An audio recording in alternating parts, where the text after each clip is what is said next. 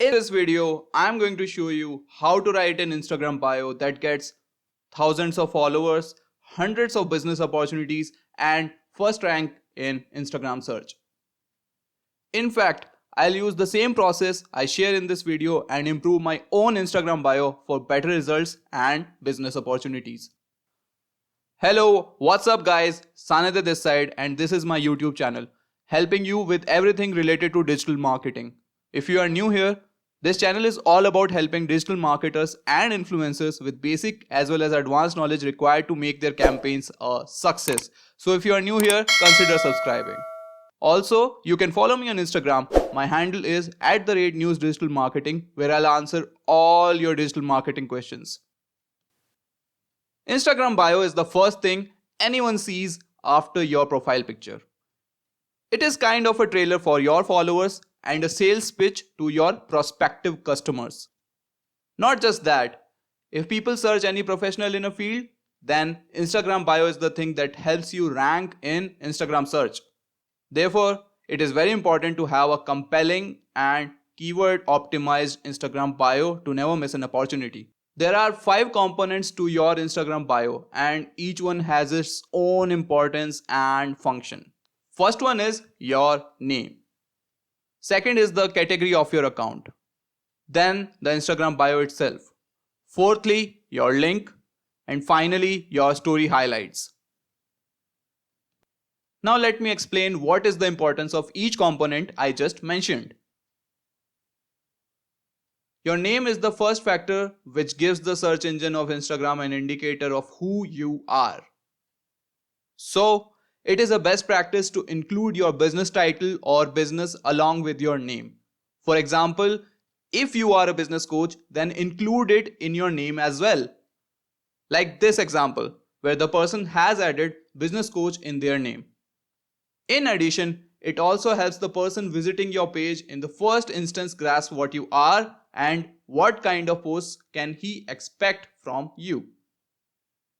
Category is simply where you tell what category does your page belong to. Is it education website, an entrepreneur's account, or something else? Instagram bio is the place which you use to support your title you have just put in the name. You go deeper and granular and detail out your businesses. For example, a business coach can list down what kind of businesses it helps with and what is the specialization. In addition, you also mention your achievements here, which provides a social verification and instills trust. Like if you have a YouTube channel, then you can mention monthly views here, or if you have clients, then you can mention the number of clients here. Just be creative and play with this part. Ending of the bio is used to put some light on your link, because the chances of getting clicked increases if people know what they are clicking upon. Pro tip is to put in call to action in order to increase the clicks on the link. Instagram bio link is a place which would be used to place a link where you want your customers to go. It can be an appointment link, a YouTube channel, a blog, or all of these with the help of a paid service, Linktree. But always keep in mind to inform what the link is all about to increase the chances of clicks. Story highlights is a place which are pictures. And frankly speaking, these are the things a person sees just after your profile picture because humans have a tendency of observing pictures before reading text. Therefore, take from these examples and try making professional looking story covers for your highlights. There are very high chances that if the cover looks attractive, then the visitor will interact with these highlights. Therefore, use these highlights to showcase your work, provide value in the form of tips, and customer testimonials for social proof. Now that we have established the functions and key roles of each component of bio, let's look at some of the best Instagram bios and take inspiration from them.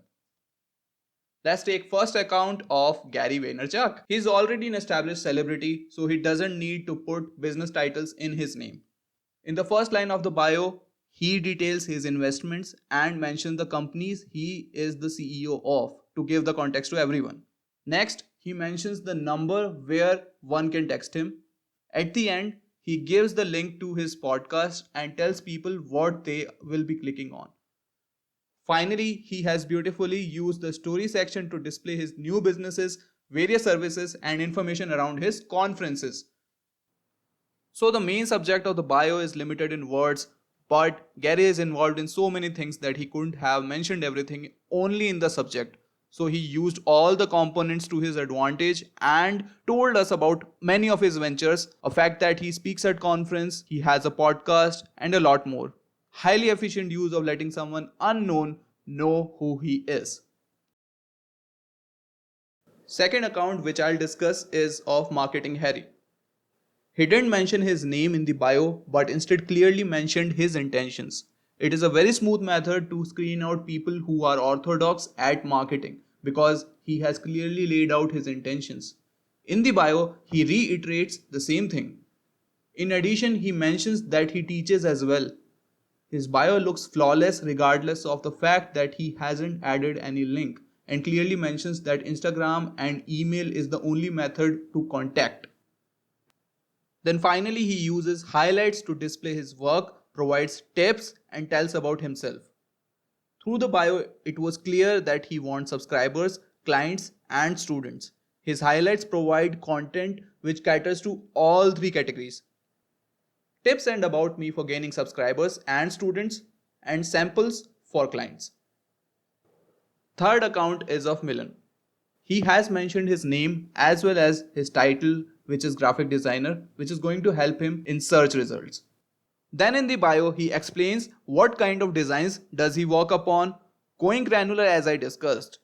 Then he mentions his other services and finally lets everyone know a method to contact him. In addition, he can also add a call to action, but going through his bio, it looks like he's focusing on getting freelancing work more than anything, and he also uses his highlights to reiterate the same. Therefore, it is the best bio to intentionally direct people to perform a desired action on your page, which is getting hired over here. Fourth account is of Rashi. She is my favorite nutritionist, which she has mentioned by choosing the category of nutritionist. The reason I chose her account is because of her highlights. She's a genius when it comes to marketing. She does consultation and knows her audience and clients inside out. And therefore, her content is not just around nutrition. It is about the hormones, mental health, water memory, philosophy, design statements, psychology, and a lot more. She goes Imperial Blue style but in a very direct way. Now, as I promised, I'll be doing the same for myself. This is how my professional accounts look as of now. I have a name where Sannidhya isn't there, not even in the handle. I have wrong category selected because I am into marketing. Bio is decent, but it can be improved. Link is to my YouTube channel, but there is no compelling call to action. The highlight also looks pathetic. My first step is to identify my goals. I want two things: subscribers or followers for both my YouTube as well as Instagram accounts, and second, clients who pay me. Now that I have identified what I want, let's improve the bio. I'll change my name to Sannidhya Digital Marketer.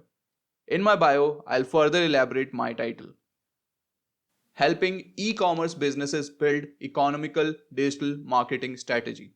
In the second line, I'll mention my achievements: 6,000 plus views on YouTube, 5 plus years of experience. In the third line, I'll give call to action for my link, which is of my YouTube channel: Learn Digital Marketing Free.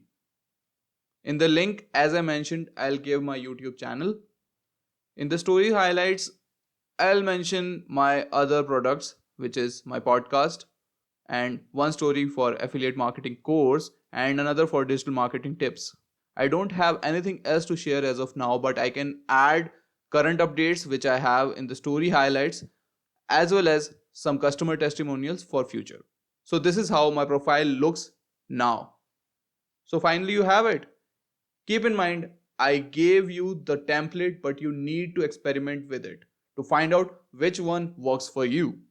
If you like the video, then give it a thumbs up and subscribe to the channel for the future updates like these. Until next time, bye bye.